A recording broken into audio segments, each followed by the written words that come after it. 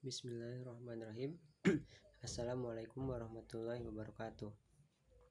Alhamdulillahirrabbilalamin. Wabihi nasta'inu ala umur dunia waddin. Wassalatu wassalamu ala asrafil anbiya'i wal mursalin wa ala alihi washabihi ajmain. Amma ba'du. Puji syukur malah kita panjatkan kehadirat Allah Subhanahu wa taala, karena berkat rahmat dan hidayahnya kita masih bisa hidup sampai saat ini. Salawat serta salam semoga selalu tercurah limpahkan kepada junjungan kita Nabi Agung Muhammad Sallallahu Alaihi Wasallam. Di sini saya akan menyampaikan kultum dengan tema manfaatkan waktu sebaik mungkin. Hadirin yang saya hormati, kita hidup di dunia ini tidak kekal.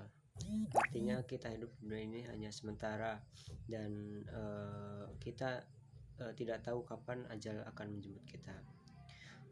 Seperti dalam surah Al-Asr ayat pertama, yaitu wal asri, demi waktu, innal insana lafi husrin, sesungguhnya manusia itu berada dalam kerugian.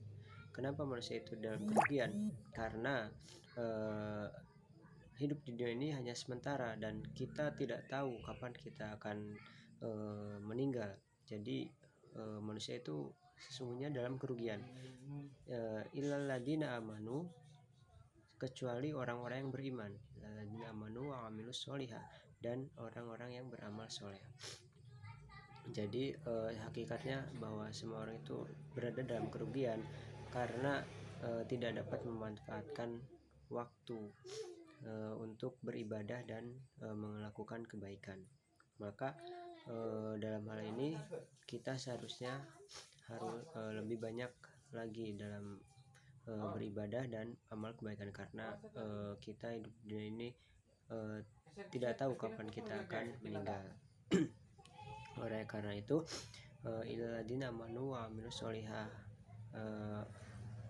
kita semua berada dalam kerugian kecuali orang-orang yang beriman dan beramal soleh. Beriman di sini yaitu beribadah, yaitu menjalankan semua perintah Allah dan menjauhi larangannya, serta amal soleh. Amal soleh itu banyak sekali, teman-teman. Bahkan kita senyum saja itu sudah dianggap sebagai sedekah. Senyum terhadap sesama itu sebagai sedekah. Jadi perbanyaklah kita dalam beramal soleh dan juga beribadah. Beribadah ini yang paling mudah itu membaca Al-Quran, teman-teman, karena pahala membaca Al-Quran itu sangat besar dan sangat banyak. Bahkan satu huruf itu nilainya 10 kebaikan. Bayangkan kalau kita membaca membaca ayat-ayat Al-Quran setiap hari secara rutin, maka kita akan mendapat pahala yang banyak. Selain itu kita juga harus perbanyak beramal soleh. Amal soleh itu tidak harus dengan